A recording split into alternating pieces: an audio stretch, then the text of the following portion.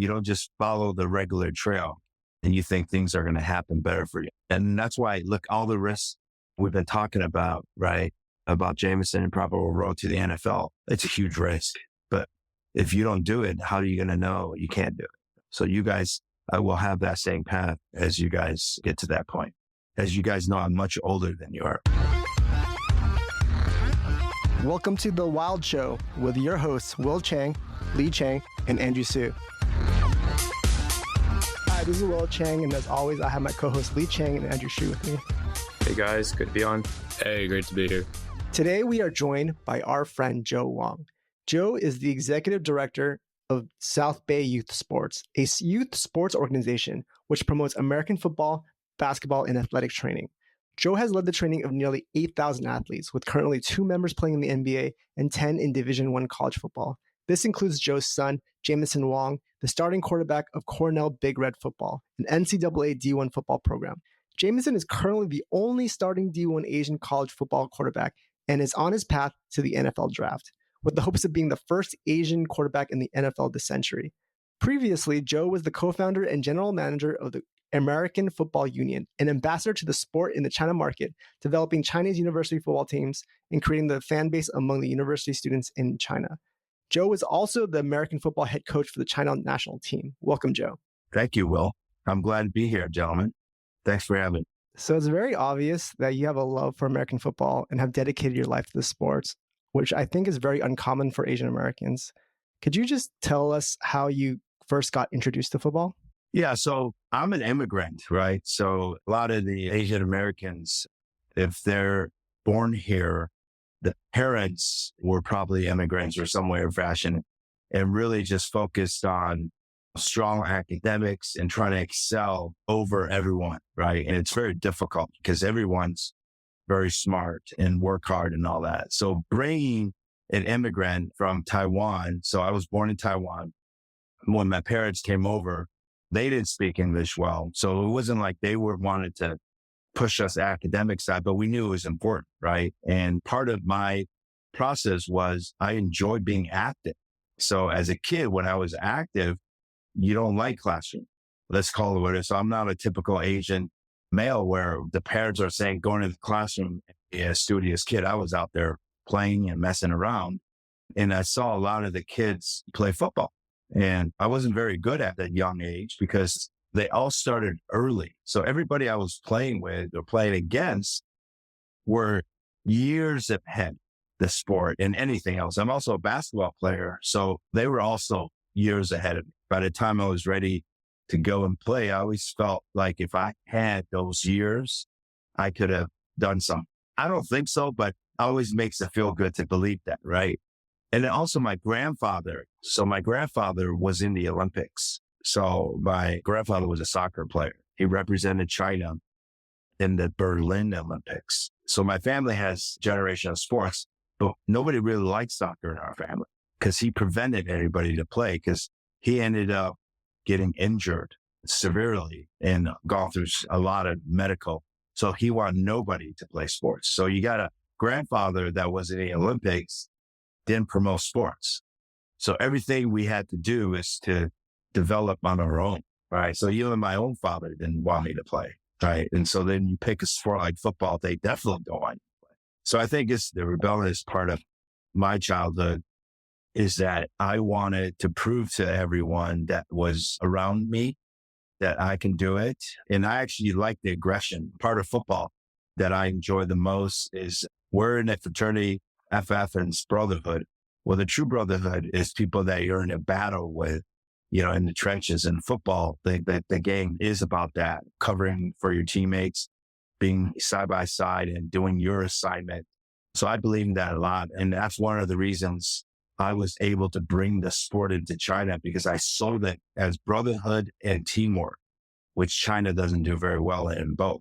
So I was able to use that experience that I have from that and try to promote the sport. Basically, I wanted to be an expert at something, and football was something that just came natural, and we discussed passion. So you started your career, I think, from like a more traditional route, and then eventually transitioned into being an executive director or even head coach of the South Bay Youth Sports. Could you talk about that transition? Well, we all have to go through something to learn, right? So the proper channel we all done is you go to college and go get a great job. Okay. And I did that. I'll leave it as that. A lot of things that you guys see on my background is one big part is I worked 10 years at Microsoft.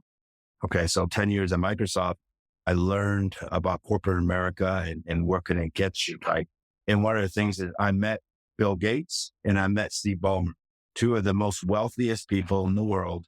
And they have a passion for software. And look how much they have done. And then they treated us well when we're there. But one of the things what's interesting about Microsoft millionaires, they were all leaving as I got there.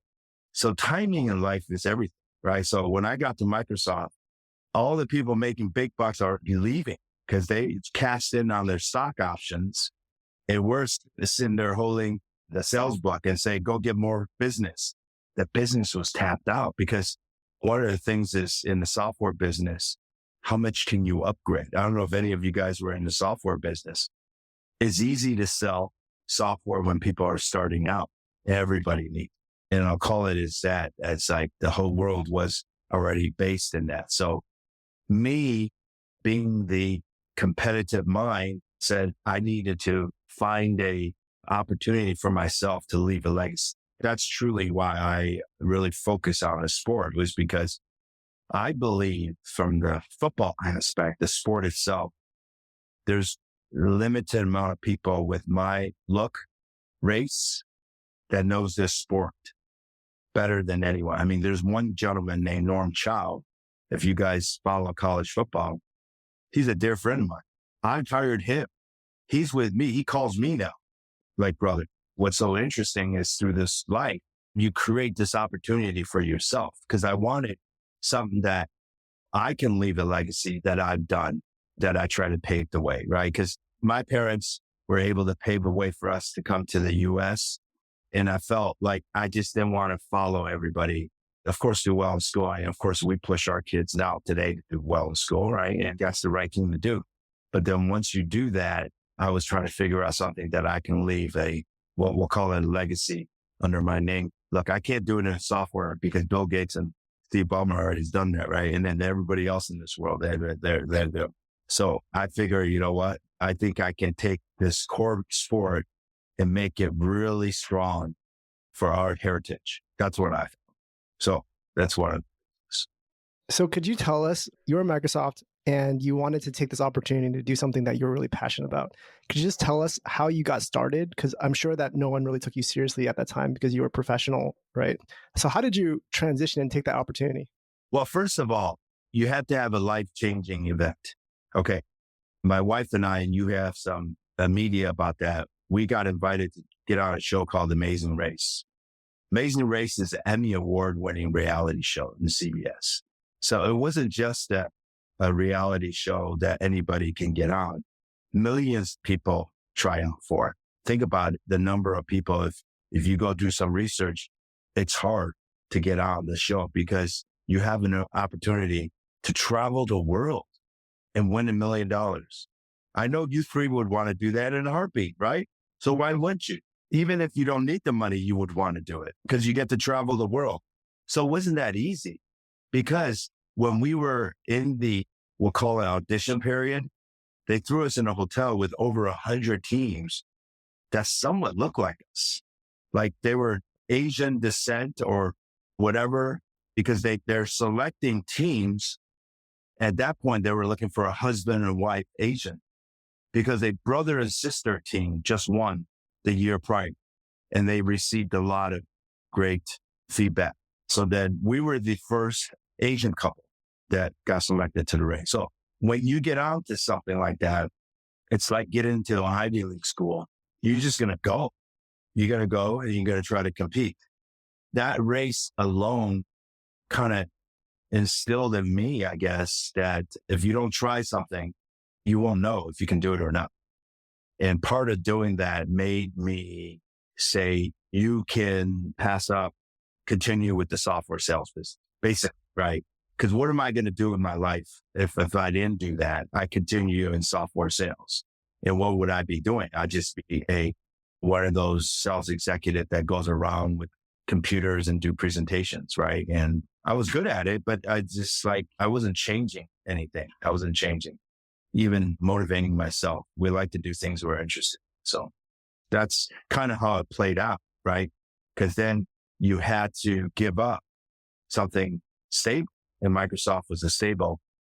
And then I focused on sports. But one of the things that helps is everything you do in life, you take steps. So prior to that, as you guys know, my son, Jameson Wang, plays at Cornell, and he was already a rising star. Okay.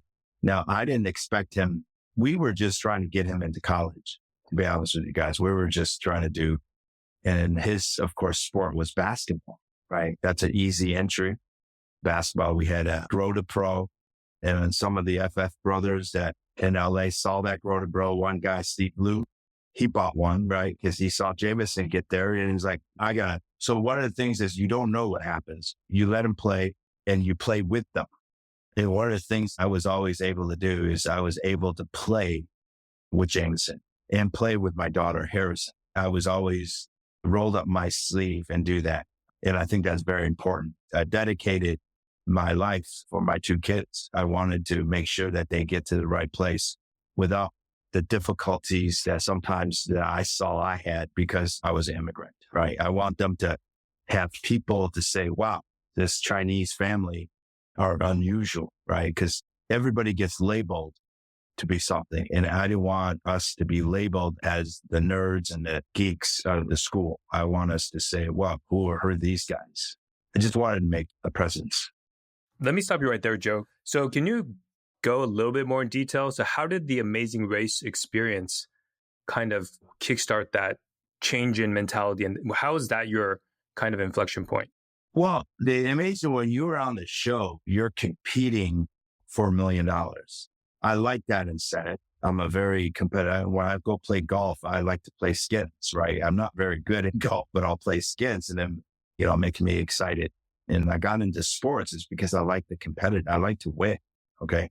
So what happened was the race allowed me to know like there's other things to do to be competitive.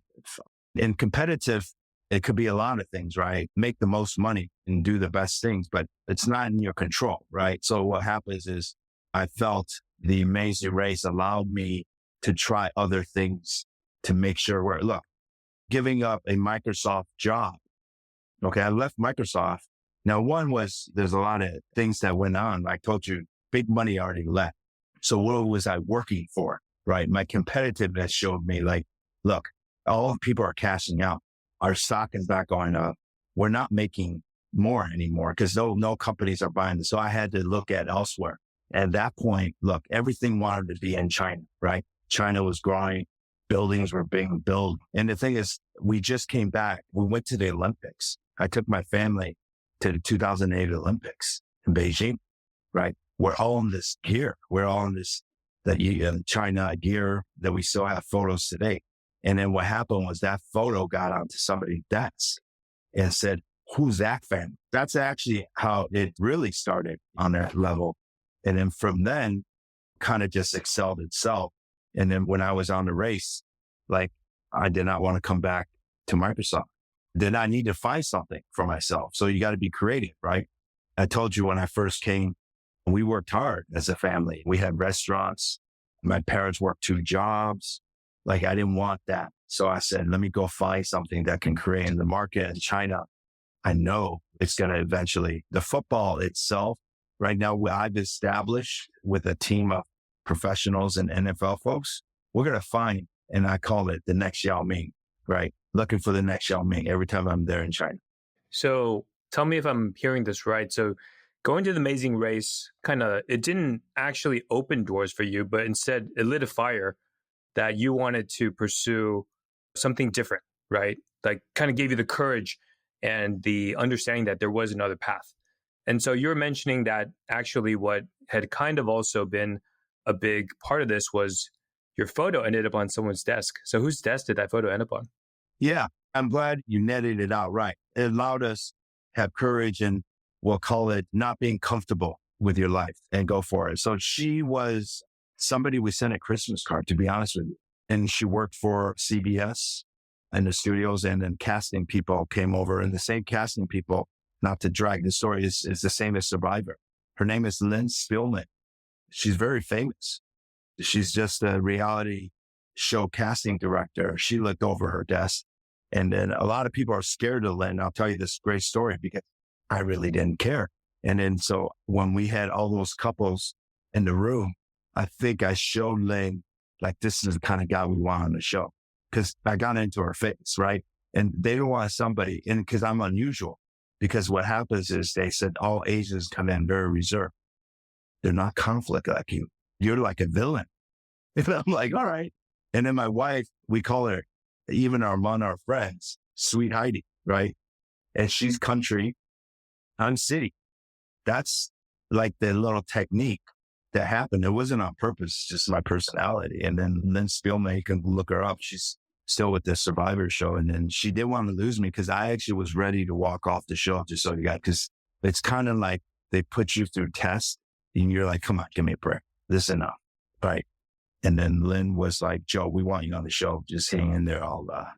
So when you say that, a lot of things you do, relationship really helps. And that's one of my things is that once I get to bond with somebody, I think somebody enjoys some of my personality traits. That's unusual because that's not, for a Asian guy to come in to kind of just loud and kind of step in people's way. Yeah. I mean, I've watched a bunch of interviews, like television interviews of you and your wife talk about The Amazing Race, and the way that you guys represented Asian Americans, I think was very different. You guys were very confident and expressed yourselves really well. And it was pretty awesome to see. I want to go back to that transition. So Jameson was growing up playing basketball and football. And so you started getting probably involved with his sports, right? And so you started getting involved with South Bay youth sports and started becoming the coach. I think in 2010, you wrote a book, Code to Unleashing Your Inner Coach. Could you talk about a little bit about what you wrote in that book and what was the philosophy of the coach? Great. So, well, you're doing great, Brad. So now you're scratching my head a little bit. So in 2007, so prior to the Amazing Race, I was already started South Bay Youth Sports. To get into weeds a little bit is that for youth football at a certain age, they don't have non-contact, we'll call it flag football anymore. They make you go right into tackle football. And I didn't want that for Jameson because Jameson is a skilled player. I just wanted him to be the best football player, but I don't need him to get hit, contact. So his age was at 7 at that point, and they wanted to say the only opportunity was to play tackle football.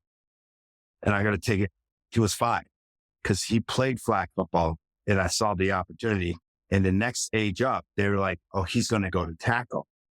So I took it upon myself and started a football league called South Bay Youth Sports that has grown tremendously.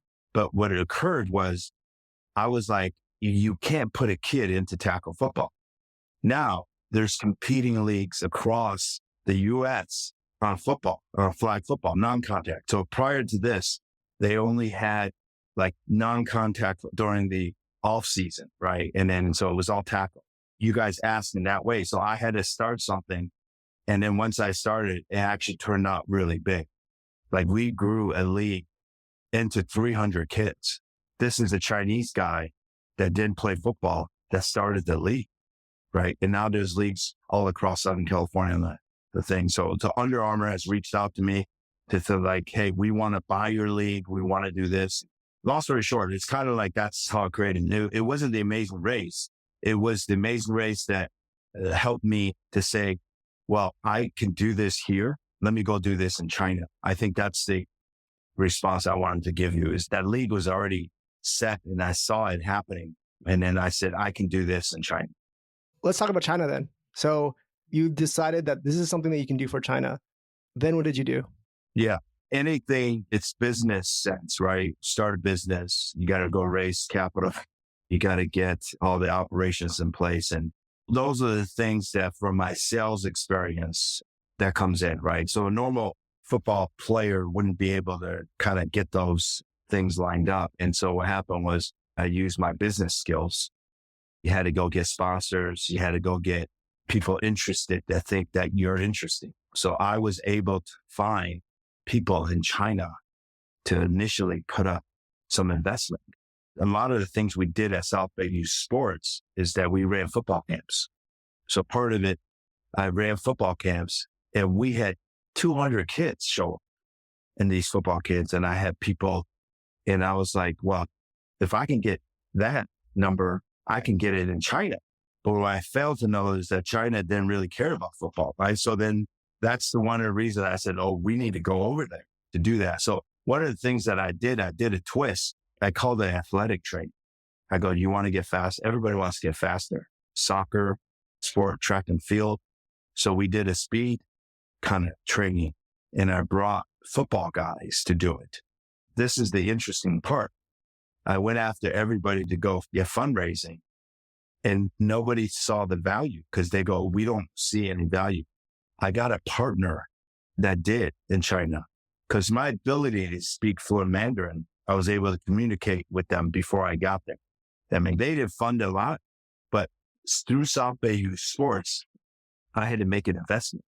So I just basically took my camp and brought it to China and then negotiated with Air China with 20 people flight discount, got NFL China to give us equipment. All those people, those big companies, they like to hold off on giving funds until they see what you can do. So there's a video out there that we did. We call it Coming to China. NFL thought they did the video. So after we did it, and then introduced me to an investor that they get hit on every day. Hey, we didn't do this. I call him Uncle Ken. And then he wanted football because he saw the football entity. He grew up, of course, in China and Beijing, but he did work in Canada. And he said, this sport is huge. So he was my, we'll call it lead investor and partner. And we created AFU, American Football Union. Sorry, Joe, what year was this? It's surprising to me that there was already an NFL China. Like, I had no idea. Yeah.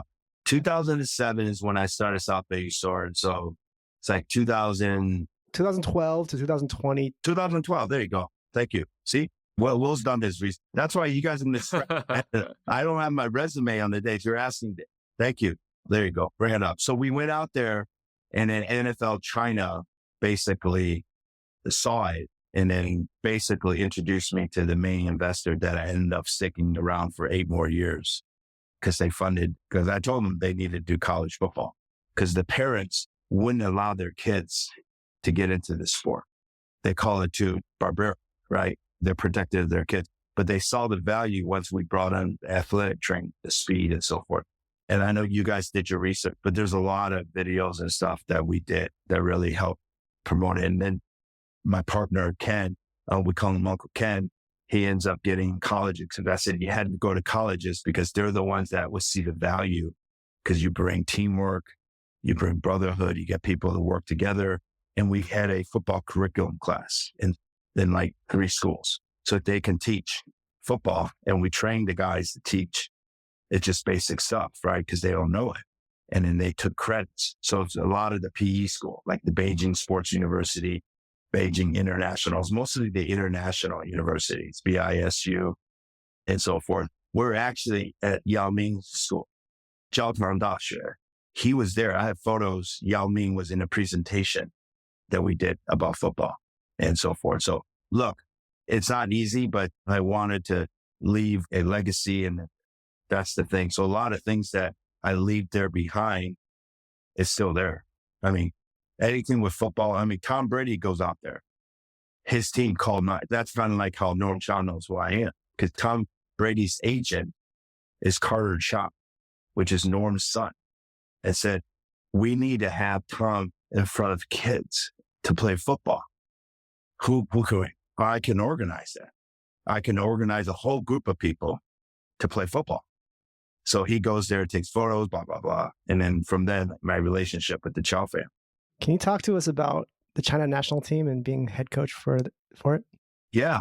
So, and things, you evolve, right? My initial intent was to find the next Yao Ming. I just want to make sure that that's a tagline, that looking for the next Yao Ming. We have stuff about that. And part of it was I was having a tough time finding that at the youth level, right? Because they're not developed, the body structure. I do wanted to tell you guys, because it's a funny story. We actually thought we found one. This guy, world-class speed, big size, Chinese guy that loves football. And his cousin was one of the first real Chinese. His name is Ed Wang, went to Virginia Tech as a tech. So they have big size body, but he doesn't speak Mandarin for some reason, but his cousin did. And we're doing speed training and he comes on and we have video of him running. Okay. And the reason I want to tell you guys this story is we were jumping. So I brought coaches that coach NFL guys. Okay. Combines when they run a 40 and they're like, this guy could be it. We just need him to get in front. So we're testing his speed and we're clocking and we have videos of this. It's a real story, right? We get there and then we go, we're going to get you to US. We're going to work on getting him to a school. And then what we find out is that he actually has no like papers. He can't leave China. So it's very difficult. It's not like you can just say, hey, let me bring him along. And then what happened was he tried to get into the US prior to that with a bag of money, real money, cash, because he was trying to escape China. So there's a lot of this element of politics that went on. So he was denied any immigration to come into the US because of his previous thing. And then because we actually had a school to bring him in, and then he basically denied, and the whole looking for the next Yao Ming got squashed. That's all I'm going to say. We found a guy that had royal class speed and we can't get him in here. So I don't know if that answered your question, but I had to tell it because it's a great story. So I wanted to go back to South Bay Youth Sports. I think it's really fascinating. You've been running it for 16 years now. It started out basically creating a flag football organization for your son. And now it's gotten to a point where you're trained 8,000 athletes. 2 of them are playing in the NBA. 10 of them are in Division I college football, right? Could you just tell us about that journey? Because obviously, I'm sure parents didn't really take you seriously as an Asian American in the beginning. And how did you create such a high-level organization? Well, that's a great feedback that you said they didn't like really understand, right? Think about it. They're like, how does this guy able to train my kids? And I think it goes by lead by example in a lot of things we do in life. Like I rolled up my sleeve because Jameson was always above their kids. And it didn't make sense, right? You're coming in, you grew up in the US, your family is Caucasian or African-American, and you're like, how's this Chinese kid excel over my kid? I want to learn. So they took on that. And hopefully you guys can see, with my sales skills and my life professional skills. I mean, I'm not just a coach. I'm a professional business person. So I knew how to entice people to come and join South Bay Youth Sports. Because if you want to go to the next level, I go, you can't play recreational. That's the thing I changed was that, I don't know, did you guys grow up playing AYSO soccer or any of that? So Will, you're shaking your head, right? I didn't like AYSO soccer because everyone gets to play. Everyone gets it. This is not how life is. You get cut at the legs on anything, right? Yeah, a competition. I think you guys would know that, right? So I make cuts. Or you don't play. Here's the best thing I think you kind of get understanding is when I saw AYSO Little League, I didn't get it.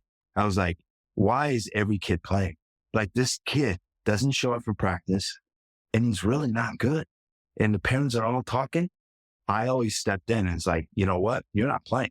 So that's one of the reasons I created, because when I was first coaching youth football, they go, you have to have a minimum of 12 plays. What is that? Minimum of 12 plays, and you didn't show up to practice. Now, you guys got to understand, I had to learn this. I was like, wait a minute. Why did everybody get a shot on something?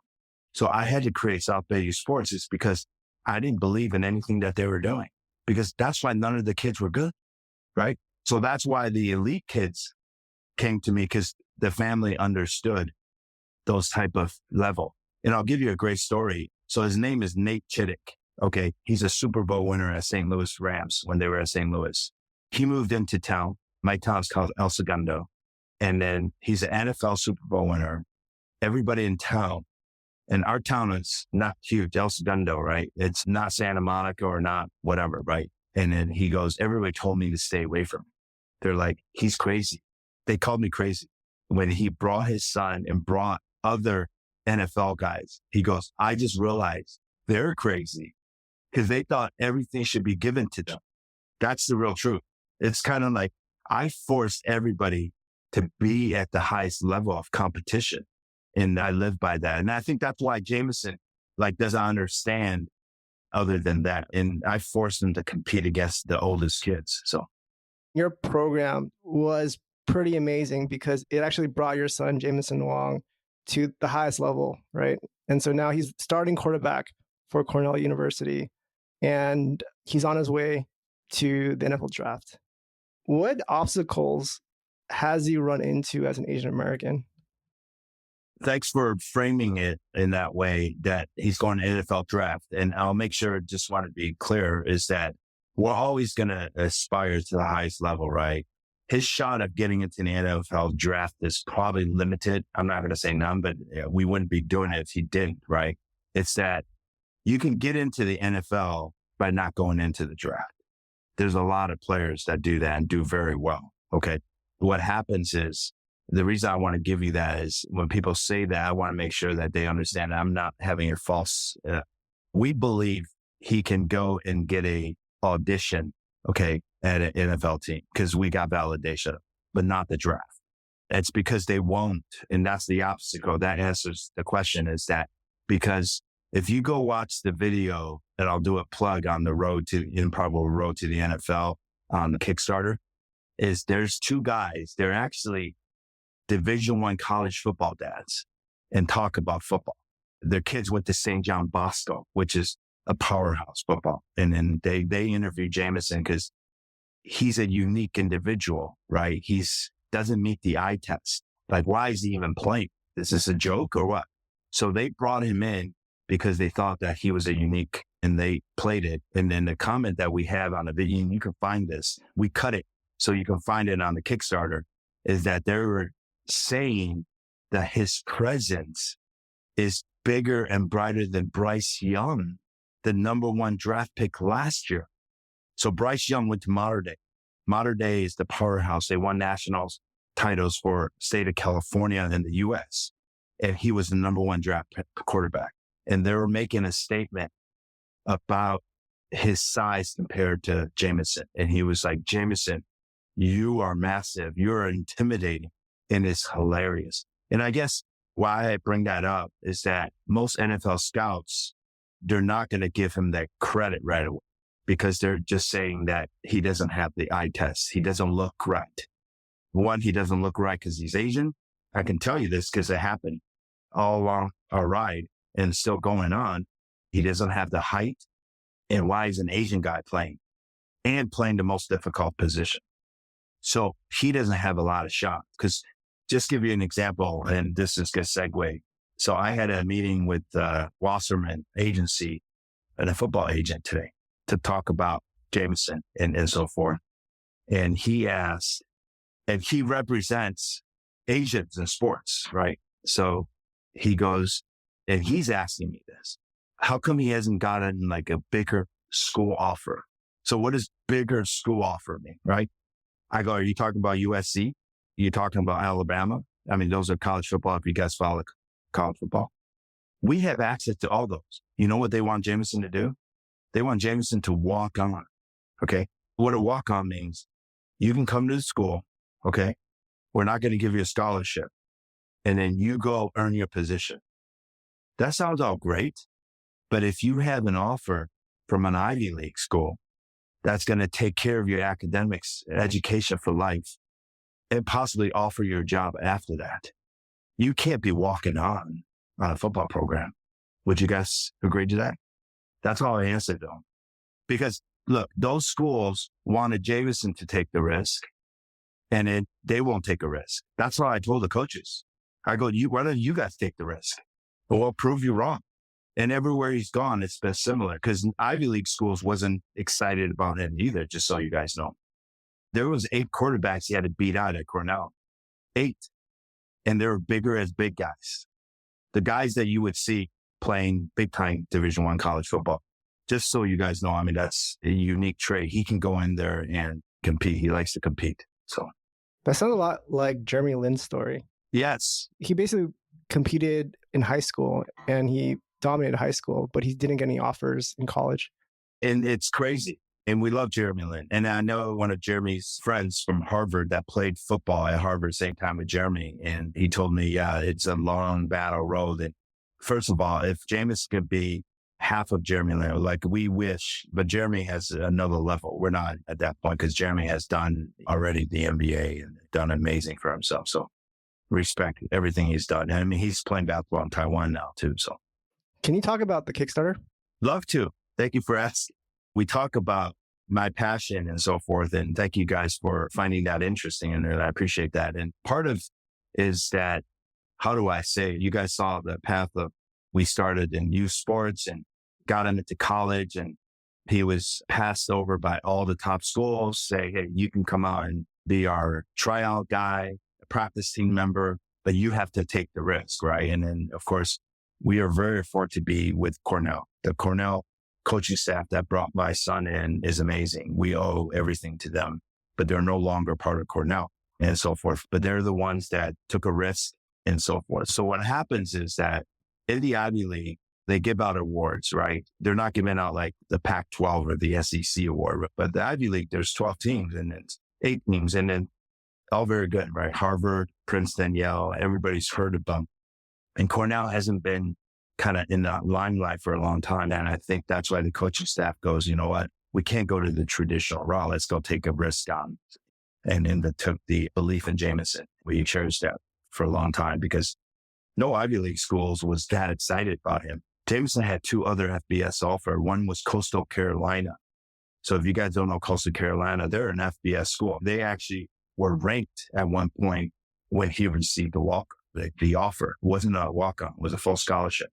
But you couldn't take it. It's like Coastal Carolina school. It's kind of like we wanted the whole thing, right? We wanted academics, sports, high achieving, everything, right? And then part of it is that you have to take the risk now for us because no one's going to give him an offer to an NFL team, right? So no one's going to give an offer. So what happens is the path that he normally takes as an NFL player. So NFL draft just came out. Any of you guys watched it a little bit? Yeah, in the past. I stopped following the NFL a while back, but in the past I used to follow a lot and I used to follow UT Austin. So there was, I believe, 5, at least minimum, or 6 quarterbacks drafted, right? And they all had agents to cover everything because they want the business. Because you don't know, is he going to be a Brock Purdy, Tom Brady? Everybody wants that. Because I just met with the agent, right? Because they want that. And then so what happened was they'll take the risk of investing, in the play. What it is like an NIL deal, the name, image, likeness. So they'll pay for all the stuff that he needs to get ready for the pros. We'll call it the pros because whatever you're training for, the NFL you're training for, there's other leagues like the CFL, right? There's a spring league called the XFL. And then there's different opportunities, even international, right? I told you guys, I don't know if Japan has it, but it's not good. It's the best place to play is here or Canada, right? So what happens is part of what he has to do is get ready for that competition is because this real. It's like now you're applying to go to a college and they're not really giving you a scholarship. You're going to have to walk on. And now we're ready to walk on. Is because we have nothing to lose. Jameson has nothing to lose. So the Kickstarter, it's called the Improbable Road to the NFL, is because it's not impossible. Okay, and that's why that word is used. It's possible. We're trying to show people, here's how it's possible to get done, right? So the reason is that the agents usually take the athlete on. Okay, right. And I met with the Wasserman today. He goes, yeah. And he goes, if your son was going to be a top 3 or top 4 pick, we would be there. I go, no shit. Like, I don't need to have a meeting with you, right? They like, that's how life is. There's a lot of things we do in life. You know, you doing this show, you enjoy it, so you're doing it. There's risk to it, right? There's aspects of things that you need to give up and do. And that's what this is. So that we need to capture this. And here's a great story. And hopefully you guys will appreciate this, is that we had to vet this out. We're like, is he going to really make it? Is somebody like, is not just my passion, right? Because you guys asked why I like it. I love football. I think it's competitive. It got Jameson into Cornell, and my daughter's actually at Syracuse with sports because she sees our life and kind of like that. So I can't just be thinking that we're going to just get it done, right? And then so we had kind of the experts beyond me that knows this and said, if you don't invest the time for Jameson to go to the next level, shame on you. These are now experts, right? I told you about Norm Chow. I told you about, and this is a true story. We met a scout from the LA Chargers because we're on the sidelines because we have access with some of these agents. And one of the recruiters, the scout came out. He's like, they knew Jameson. They're like, oh, we heard about you. Shook his hand and said, wow, you're bigger than I thought you would. And he looked up at him. And Jameson's not that big. That's the thing, right? So now they have they just thought he's an Asian guy. Like he's not listed as 6'3", 6'4". So then you pass, like you don't look any deeper. But he's like 6'1" and big body 6'1", right? So what happened was they go, we love to see you at our practice squad competing. So we got that. We're like, you're just not making it up, right? Like, we'll be there. We're like, sign us up, right? So part of it is that level of training is different from his college level of training, because his college level training with his coach is about plays and schemes. It's not about developing him. There's a whole training regime that most people not aware, because you're not watching, because you're like, oh yeah, of course, this guy's in the NFL. You don't know what he did. But we want to demonstrate the level of stuff that he's going to have to go through. Here's the crux of it. So because of Jameson's connections at Cornell, and this is real Cornell, we got into ESPN, and Jameson's mom knows executives at Amazon. And we said, are you guys interested in the story? Right? We didn't create a thing. We just showed them all the great things. And they both said, when he wins the Ivy League title, there's better be a story because I'll pick it up. This is from ESPN, but we can't invest the money now, right? Nobody wants to invest money right now. See, like, I'm like, why don't you they go, because if he doesn't make it, then we don't. I'm like, okay, but you believe. I go, I'm the one that believes he's going to make it. And then so Amazon came back and said, this story is great. We'll take it, but go ahead and do it. So that's the real story of the improper role. It's like, we're going to go and show people how it's done. And then we want the Asian community behind us. And with your help, that'd be great to get a whole group of people behind us to say, prove us that you can do it. Right. And then the thing is, if we don't document this, well, with shame on us, right? Because I'm telling you all the stuff we've done, and we just go along and just all of a sudden he's there. What do we do? Shame on us. And that's what we launching the Kickstarter to get support from our Asian community, Asian brothers, to help us. It's really amazing how much belief and investment you've kind of put in. Like, I'm seeing you continuously built the competitive environment to help him grow because it wasn't available, right? So you've done that, and you're continuing to do that by having Jameson train and continue to get confirmation that he is at the next level. You're also doing that at the business and media sense, and like knowing how to move him up market as well. And so you're the one doing the investment, right? Which is phenomenal and really amazing. So I'm curious, how has that affected your conversations with each other, right? Because I felt like looking at Jeremy Lin's story, he felt like he was pioneering alone. And it sounds like here you've built a support base. So I'm curious how that conversation, how that's kind of shaped y'all's relationship between you and Jameson, and kind of how your conversations have evolved and how strategic you guys are together.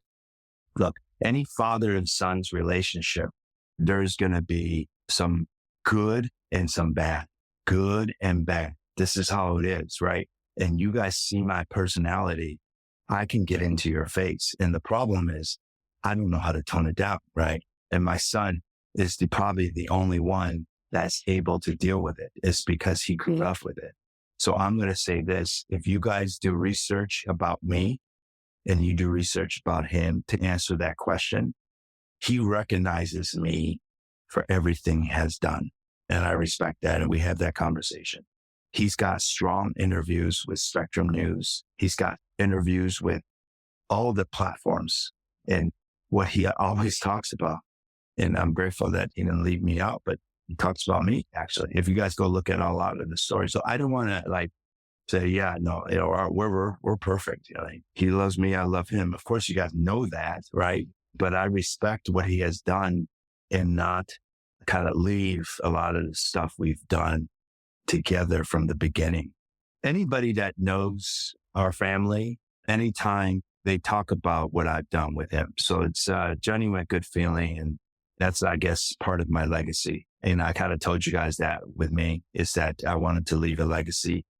It was sitting right here in front of my face. I left a legacy right here. So Jameson, I'm going to leave it as that we have that type of relationship and we're going to keep him avoid of tough situations because we're trying to do is focus on his senior season. That's what I want to leave is that our relationship is basically supporting each other. He supports me. I'm going to support him. And I mean, we don't meet eye to eye on everything. If you've been to our household, you'll see it's up. But we all know at the end, okay, how he got there. And it wasn't him say, oh, I love football. Let me get there. You know, it's like, That's a beautiful answer. And as a follow-up to that, because I'm a new father, I'm just curious, like, if you have any insights into then how you maintain that relationship, right? Even through, let's say, like conflict and just like pushing each other. I'm just curious if you have any insights there. absolutely. Come to South Bay Youth Sports and we'll get your kids signed up, right, Will? South Bay Youth, that's how you get the people, you get the parents and families in. What sport does he like? She's just over a year, so we don't know yet. I'm asking early. If she was into it, I would bring her out. No. And here's the thing. You have my daughter. You can have my daughter come on. She's in sports management and she'll be happy to tell you. Well, first of all, let me say this. Since you're a daughter, I'm not going to be the expert of this one because I have a daughter. We had the biggest battles on the court and she played basketball. She's in sports management, but you can tell she's in class. So this sports management is one of the top Syracuse. It's founded by David Falk, right? Michael Jordan's agent. They love basketball. That's why. And they asked her, why are you here, Syracuse? The battles that my daughter and I have, she gives me all the credit to. So she goes, I wouldn't be here because my dad is such a sports fanatic. And not a fanatic like crazy. It just like got her like her career interest too. So to answer your question, you spend time with your daughter, however she does, you get with her, you do the same thing she does. So you know what to do and what to help her with because they need guidance. I'm going to tell a lot of parents goes, oh, hands off. They'll figure out how to do it. I'm going to give you guys this advice right now. They're not going to figure it out. They don't know. And then we are adults here. And if we can't help them, who else can? A lot of people like to let them figure it out. Like, why let them fail? Just help them along. I'd love to kind of change direction a little bit and go back to focusing a bit on you. And I think a lot of what you talked about being immigrants, kind of like that mentality, no nonsense, the way that you talked about also how you treated your players, right? And the kind of mentality that you brought. Can you talk a bit about kind of how that was instilled in you and whether or not that was also something, kind of your learnings along the way, transitioning to become a coach, right? A businessman, and how that's kind of changed you as a person as well. Right. So we'll start with, I was a businessman first, right? Because I did work.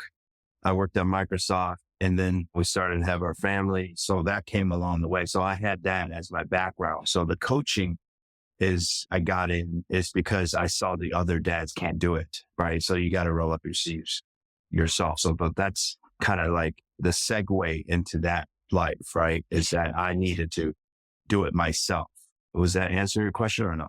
Well, sorry. I know it's kind of a multifaceted question.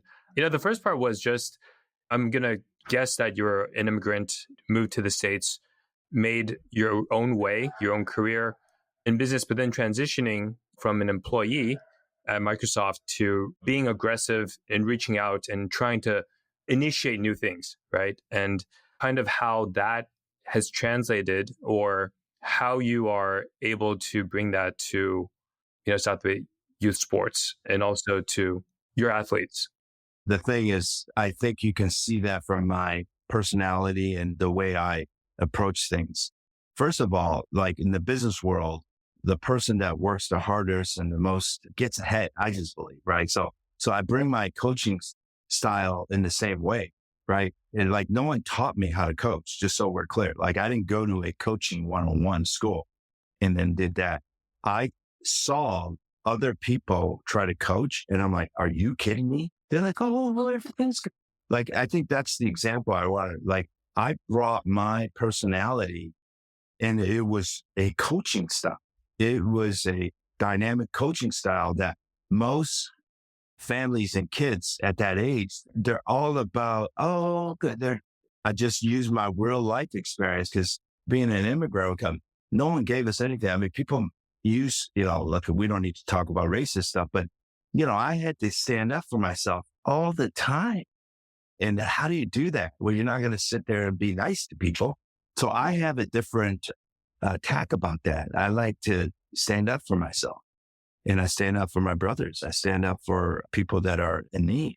Look, I'm going to tell you this. I don't ever start conflict, but conflict kinds of create itself. And I'm standing up for this here. So I think that's how you should look at it that way. Hopefully, a lot of people look at me like I'm intense and brash, whatever that they want to use. But hopefully you guys see a part of why that intensity comes out, right? I'm passionate about talking to you guys. I enjoy talking. And so a lot of the energy comes out, right? I'm not yelling. I'm just trying to share with you how excited about this. I appreciate that. You framed my question and answered it better than I did. And the reason why I ask is I think also due to just the audience that we have too, and the stage that myself, Andrew, and Will are in, I think is also where we grew up in this paradigm. And of course, you're always being introspective and thinking about what you want to do next. And sometimes we're limited by our beliefs. But I love how you're very unapologetically yourself. And that mentality has shown through. And that's just something that I think is actually a pretty good lesson, at least for me, to remember to be able to have the courage to do that. And that's why I want to leave behind. It's just that you don't just follow the regular trail and you think things are going to happen better for you. And that's why, look, all the risks we've been talking about, right? About Jameson and probable road to the NFL. It's a huge risk. But if you don't do it, how are you going to know you can't do it? So you guys will have that same path as you guys get to that point. As you guys know, I'm much older than you are, or senior. In 2022, you were diagnosed with a brain tumor. How has that changed your perspective on life? Well, I'm going to start with this is that I'm living life. Okay. I'm living life. I mean, it hasn't been all rosy. Of course, I have a lot of energy now because things are looking brighter, out of things. But if you saw us from 22 to end of 23, it's just a disaster. So I was diagnosed with non-Hodgkin's lymphoma. So I find things to keep me active. So a lot of things career-wise is that I can't move on to a lot of things is because I was medically separated from real world for a couple of years, right? But I got back and now I'm using this new mentality. It's like, I'm not feeling sorry for myself and I don't want anybody else to feel sorry. And that's why a lot of times when people ask, oh, I didn't know.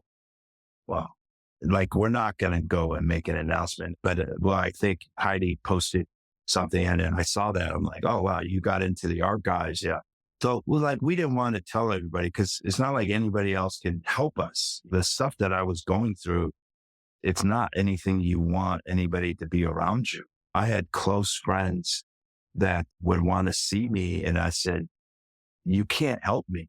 And I would not be social. So it was tough. As you can see, I'm very high energy. I love hanging with my friends and doing stuff. And they wanted to come and see me. I just told them no. I was like, I don't want to feel sad for me. And I felt sad, right?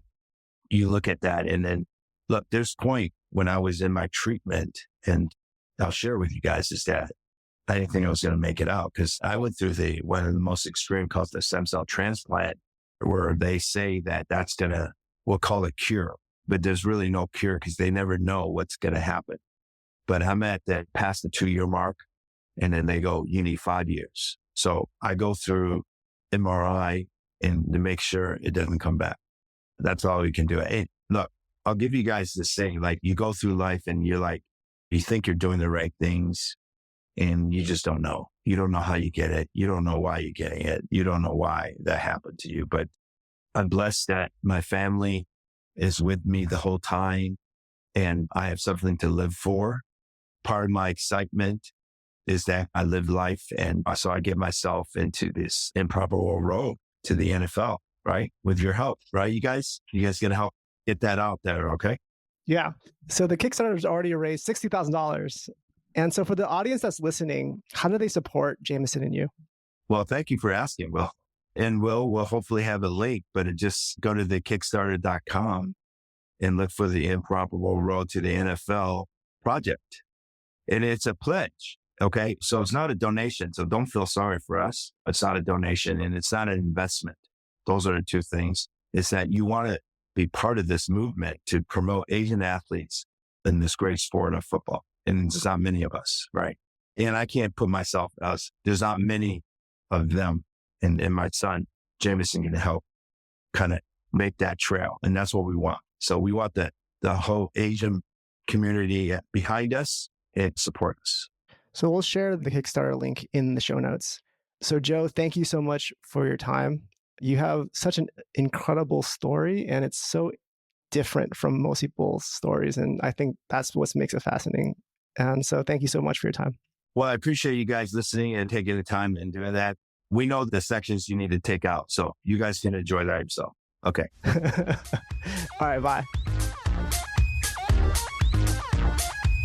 Thank you so much for listening until the end. If you've enjoyed this episode, please leave us a review on Spotify or Apple Podcasts.